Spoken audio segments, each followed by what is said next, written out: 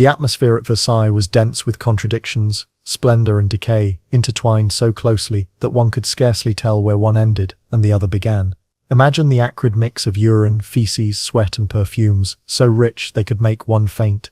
Behind walls of gold leaf and velvet curtains, nobles relieved themselves in corners of marble galleries that doubled as toilets. When, on May 6, 1682, Louis XIV, the self-proclaimed Sun King, officially transferred his royal court to Versailles, he did far more than create the grandest palace in Europe. He also condemned his aristocracy to live in one of the filthiest, most unhygienic environments ever known among the elite. Behind the facade of mirrors and crystal chandeliers that dazzled ambassadors and kings, an entirely different reality festered, a realm of dirt, infestation, and bodily misery hidden beneath silks and ceremony.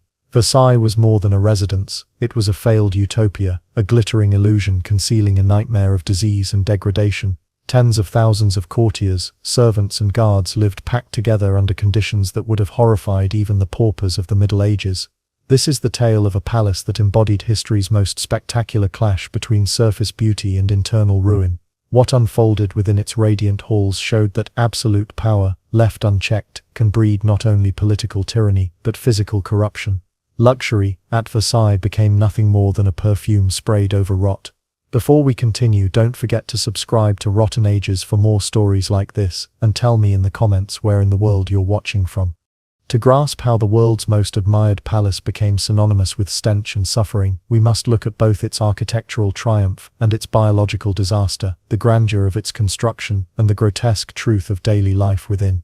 Louis XIV imagined Versailles as the supreme emblem of France's might. In 1661 he ordered the transformation of his father's modest hunting lodge into a palace that would outshine every court in Europe.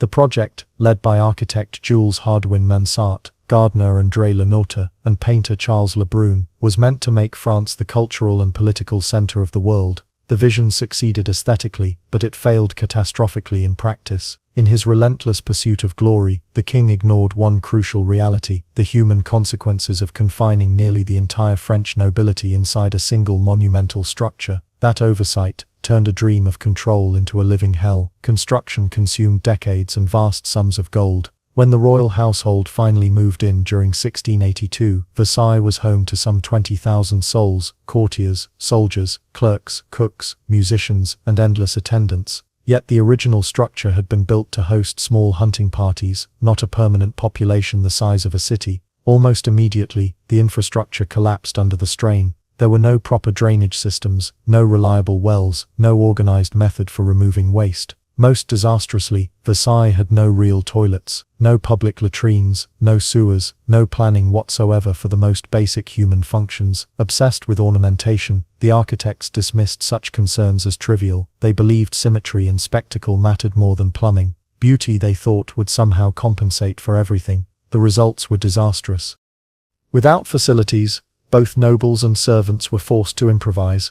They relieved themselves in stairwells, behind curtains, under staircases, or even inside grand ceremonial rooms. The majestic gardens by Lenotre, admired throughout Europe for their geometry and fountains, became open-air latrines where the stench of excrement mingled with roses. The winter of 1683, Versailles' first full year as the royal court, brought the problem to its worst. The bitter cold drove everyone indoors, and with no place to dispose of waste, filth accumulated everywhere. Corridors turned slippery, staircases fouled, salons reeked so intensely that even the most hardened courtiers gagged. Eyewitnesses wrote that it was nearly impossible to take 10 steps without encountering human waste. The air was so foul that some visitors fainted during audiences. Even Louis's courtiers, masters of etiquette and self-control, were visibly nauseated. The stench permeated every aspect of royal life, including the morning ritual known as the lever du roi, when hundreds of nobles crowded into the king's chamber to watch him awaken and dress. The scene, intended as a glorious affirmation of royal power, quickly became infamous for its sensory horror. The mix of unwashed bodies, cheap perfumes, and the omnipresent odor of filth made the chamber almost unbreathable. Madame de Maintenon, the king's secret second wife, confessed in her letters that she could scarcely bear the smell. She burned incense constantly in her rooms, yet the odor clung to her gowns and hair. She changed dresses several times a day, not for fashion's sake, but because the fabrics themselves reeked of the palace. Banquets and balls designed to showcase French magnificence turned into trials of endurance. Hundreds of guests feasted and drank in glittering halls, but without toilets, desperation soon overcame refinement. Courtiers slipped discreetly behind curtains or into corners to relieve themselves while musicians played and dancers performed. The Duchess of Orléans recorded one scandalous moment in her diary. During a ball in 1687, a nobleman soiled himself publicly, yet no one dared react. The incident was ignored entirely, as if silence could erase the embarrassment. Versailles etiquette demanded denial, even when reality was unbearable. As if the filth were not enough, the palace was freezing in winter and sweltering in summer. Versailles' vast halls lacked proper heating. Water froze inside basins, making washing almost impossible. Baths were rare, linen seldom changed, and body odor became a permanent presence. By 1689, the inevitable struck. A severe outbreak of dysentery swept through the palace, killing dozens and sickening hundreds. The disease, directly linked to the absence of sanitation, turned Versailles into a breeding ground for contagion. Louis XIV, however, refused to acknowledge that the problem was structural. Instead of building latrines or cleaning systems, he masked the stench with luxury. Perfumes, incense, and bouquets became his chosen weapons. The Sun King preferred illusion over solution. Versailles became a perfumed corpse, beautiful to behold, unbearable to inhabit. For women, life at court was particularly cruel. Fashion dictated colossal gowns layered with brocade and corsetry, so rigid that even sitting required effort. To relieve oneself, while encased in such garments, was nearly impossible. Many endured hours of discomfort, risking bladder infections or kidney problems rather than compromise decorum. Others simply surrendered, urinating where they stood, and relying on overwhelming amounts of perfume to hide the evidence. Beneath the silks and jewels, the women of Versailles suffered quiet indignities beyond imagination. Even eating was hazardous. The kitchens, located far from the main halls, were connected by passageways often contaminated by waste. Food transported through these corridors absorbed the foul air, leading to frequent cases of poisoning and illness. And yet, astonishingly, few complained. The privilege of existing in the king's orbit outweighed any concern for comfort or hygiene. Silence was the tax for proximity to power. As the Sun King aged and his successors inherited his masterpiece, the problem did not vanish. It fermented. Versailles remained dazzling on the outside, but within filth and disease ruled. By the early 18th century, the palace was already infamous. Visitors whispered that it was unfit for human habitation. The contrast between gold and grime was absolute. Versailles, designed as a symbol of civilization's peak, had instead become a monument to its failure, a palace of mirrors reflecting humanity at its dirtiest. The more dazzling its outward appearance grew, the more repulsive life within became. The Sun King's dream of celestial order had collapsed into chaos of the most human kind. When Louis XV ascended the throne, faint efforts were made to confront what had become a national embarrassment. In 1728, a few private latrines were discreetly built, but only for the royal family. For everyone else, from dukes to scullery maids, nothing changed. They continued to depend on chamber pots, corridors, stairwells, and gardens for relief. This selective improvement created a grotesque new hierarchy within the already rigid social pyramid. Cleanliness became a privilege. The closer one stood to the king, the greater one's access to basic hygiene. For the thousands below, the palace remained a fetid labyrinth. Foreign dignitaries began to notice.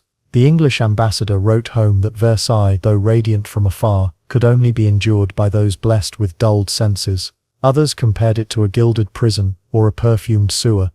Then came an incident that exposed the absurdity of it all. In 1755, during a grand reception, Madame de Pompadour, Louis XV's powerful mistress and the arbiter of court fashion, was ascending the palace's great staircase when disaster struck. In full view of a delegation of foreign envoys, she stepped squarely into a pile of human excrement. Her white silk shoes were ruined, her humiliation instantaneous. The scene caused whispers across Europe, forcing Versailles to impose a new rule: no more light-colored footwear inside the palace. Instead of fixing sanitation, etiquette was modified to disguise it. This was Versailles in miniature, a place where form always triumphed over function, where appearance was the only truth that mattered. And as the decades passed, that obsession deepened. Each new wing of the palace added more residents and more waste, but no corresponding infrastructure to deal with it. The more Versailles expanded, the more unbearable it became. By 1770, under Louis XVI, The population of the palace had ballooned to nearly 30,000. What had begun as a royal hunting lodge now held the equivalent of an entire city crammed into marble chambers and candlelit galleries. The strain on resources was catastrophic. Water supplies ran foul, refuse piled up unseen, and every breath carried the faint scent of corruption. Sanitation, already primitive, degenerated further. The courtiers' perfumes grew heavier to compensate, until the very air of Versailles became suffocating, a chemical fog of musk, amber, rot, and human waste. To the outside world, however, Versailles still gleamed. Painters, poets, and travelers described its halls as visions of paradise. They saw the reflections in the hall of mirrors, not the filth in the corners. The illusion held, until the murmurs of discontent reached Paris. Pamphlets began circulating that portrayed Versailles as the very embodiment of aristocratic decay. The Sun King's golden legacy had curdled into a moral lesson that unchecked luxury inevitably consumes itself. Revolutionaries would later describe the palace as a golden sewer, where nobles wallowed in filth, while the poor starved beyond its gates. Among those who understood the danger was the young queen, Marie Antoinette. She recognized, at least partially, the grotesque reality surrounding her. In the 1780s, she commissioned private bathing rooms and ordered improved personal hygiene within certain wings of the palace. Her intent, perhaps, was genuine, but her timing could not have been worse. To a nation already on the brink of collapse, these luxurious bathrooms became another symbol of royal excess. While the people of France begged for bread, their queen was installing marble tubs. Her efforts to purify the palace only deepened the sense that the monarchy lived in a parallel world, oblivious to suffering. What little cleanliness she achieved behind closed doors did nothing for the thousands who still lived amid stench and disease. The pipes that drained her private bath likely emptied into the same courtyards where servants dumped chamber pots. Versailles had become a theatre of irony, purity and corruption sharing the same walls. By the late 1780s, the contrast between palace and people had reached its breaking point. Versailles, once the pride of France, now stood as a monument to everything the public despised: privilege, hypocrisy, and neglect. When the French Revolution erupted in 1789, the storming of Versailles was more than a political act. It was a sanitary one. The revolutionaries who entered those golden gates expected to find splendor. What they encountered instead was filth. Reports from that day described the overwhelming stench, the stained marble, the fouled staircases, the air thick with decay. The grand mirrors still sparkled, but the smell told the truth. The revolutionaries found what the monarchy had ignored for generations: human waste packed behind panels, under floorboards, and within the palace walls themselves. Servants assigned to clean the building after the royal family's flight removed literal tons of accumulated excrement. The cleanup took months. It revealed just how biologically hazardous the world's most elegant palace had become. Versailles was not simply a symbol of moral rot. It was a public health disaster. The marble, porous and aged, had absorbed the stench so deeply that it could never be fully purged. In that filth lay the proof of what the revolution claimed all along, that the old order was rotting from within. The corruption of Versailles was not metaphorical, it was literal, physical, undeniable. Historians today describe Versailles as one of history's most spectacular social miscalculations. By gathering the aristocracy under one gilded roof, Louis XIV had inadvertently created a pressure chamber of privilege without accountability. The elite, detached from nature and consequence, lived amid conditions that would have horrified peasants. Medieval towns, for all their poverty, at least had primitive sewers and waste collection. Versailles had none. It was civilization's mask and its failure. Even as the monarchy collapsed, the symbolism remained powerful. The palace's dual identity, beauty and filth, grandeur and ruin, became a lasting metaphor for the ancient regime itself. The inability of absolute rulers to ensure even basic hygiene for their own nobility mirrored their inability to govern the nation. Versailles' stench was the physical expression of political decay.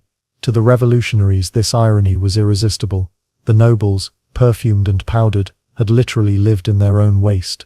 Their golden world was self-poisoning, a fitting image for a system that devoured itself in pursuit of appearances. When the monarchy finally fell, Versailles was no longer a palace of sunlight, it was a mausoleum of privilege. The revolutionaries who entered its gates in 1789 did not just topple a dynasty, they uncovered the physical residue of centuries of neglect. What had once been presented as a miracle of architecture now appeared grotesque in its contradictions. The revolutionaries were stunned by what they found: marble corridors streaked with waste, tapestries soaked in foul humidity, chambers where the stench of rot clung to the very air. The House of Bourbon had not only lost its mandate to rule, it had lost even the dignity of cleanliness. As the royal family fled, and the palace was vacated, laborers arrived to reclaim the structure from decay. Their task was monumental. Behind the gleam of gold leaf and the carved cherubs lay the accumulated filth of more than 100 years. The workers cleared out piles of human excrement, hidden behind furniture, stuffed into corners, even stored inside decorative urns mistaken for waste bins. It took months of scraping, washing, and airing before Versailles could even begin to resemble a habitable building again. Fabrics, curtains and carpets, once emblems of royal luxury, were burned in heaps outside the palace gates. Servants who participated in the cleanup wrote in letters that no perfume, no holy water, no incense could conquer the smell. Versailles, they said, was not merely dirty, it was diseased. By then the symbolism was impossible to ignore. The palace that had been built to immortalize power now stood as the ultimate metaphor for its collapse.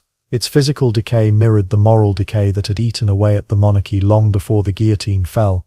After the revolution, Versailles' transformation from royal residence to public monument began almost immediately. The palace was too grand to destroy yet too tainted to remain a home. In the 19th century, it was restored, sanitized and recast as a museum of history, a shrine to what had once been. The restoration polished away the dirt, but also erased the evidence. What visitors now admire in the glittering galleries is a curated illusion, a ghost of Versailles purified for posterity. The stench has been exorcised, but the truth lingers in documents, memoirs, and letters that tell a far darker story. The Versailles we walk through today is not the Versailles of Louis XIV or Marie Antoinette. The gilded ceilings, the polished parquet floors, the floral perfumes diffused for tourists, all these are part of a carefully managed resurrection. The transformation is complete. A monument that once symbolized filth now stands as a monument to beauty. Only the surviving accounts remind us of what lay beneath the polish. For beneath the brilliance, Versailles was a facade built on human degradation. Its golden exterior masked the suffering of those forced to serve within it. The endless attendants, cooks, laundresses and chambermaids who kept the illusion alive lived in conditions unfit for animals. Their quarters, located in the attic levels or deep in the service corridors, were cramped, damp and suffocating. Rats and insects thrived where humans tried to sleep. Servants' tasks were relentless, emptying chamber pots, scrubbing floors fouled by nobles, cleaning gowns that could not possibly stay clean. Many fell ill from the stench alone, yet their misery remained invisible to those who dined on gold plates below. The court existed to project divine perfection, and the cost of that perfection was human exhaustion. For women of the court, humiliation took another form. The enormous wigs, corsets and gowns of Versailles were prisons of silk and whalebone. Each layer added discomfort, heat and weight. The lack of sanitation turned every day into a quiet ordeal. Bladder infections, rashes and fainting were common. But conversation about such indignities was forbidden. The same court that praised beauty reduced its women to endurance machines.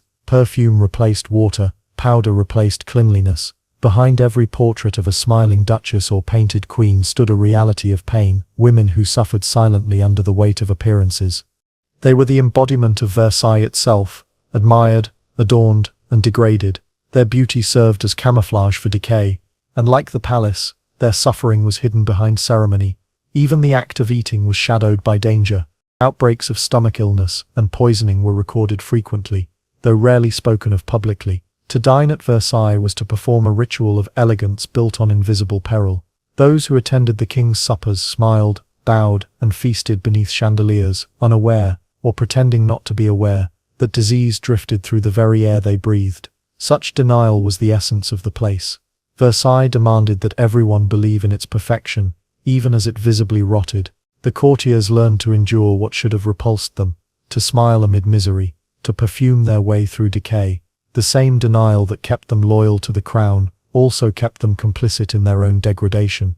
And that perhaps is the truest legacy of Versailles, not merely filth or luxury, but the psychology of submission.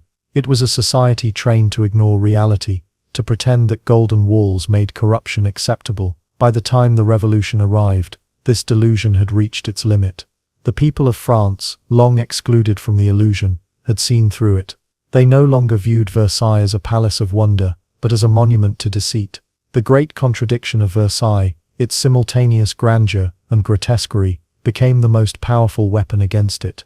When the monarchy fell, Versailles did not burn. It survived as stone evidence of hubris, a glittering corpse that refused to decay completely.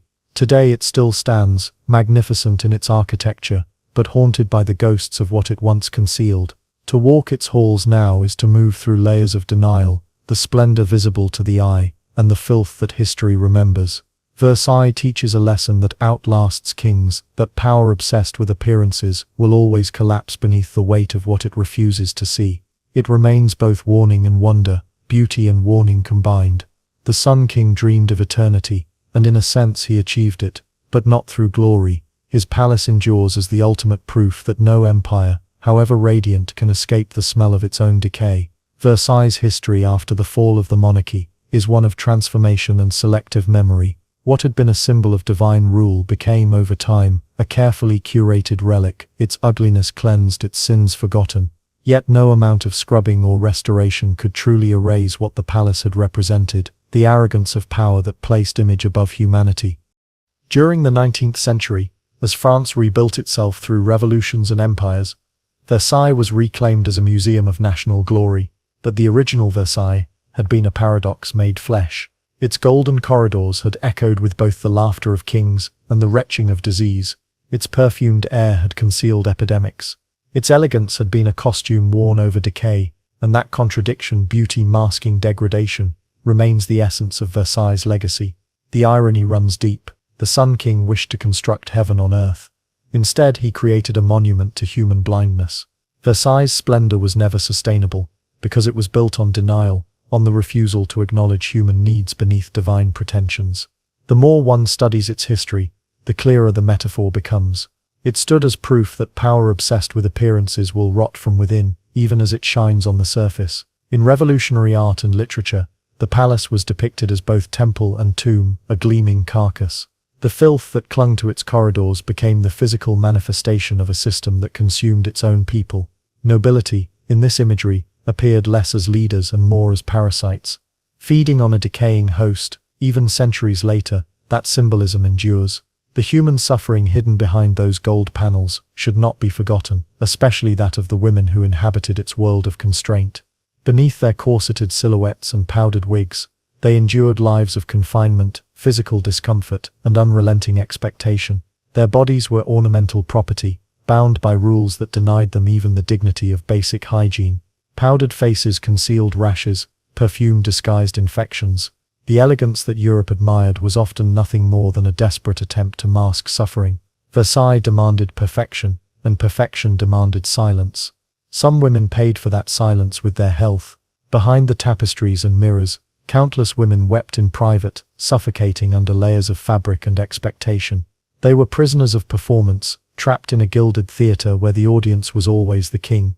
By the final years of the monarchy, Versailles had become a parody of itself. Etiquette had replaced empathy. Spectacle had replaced purpose.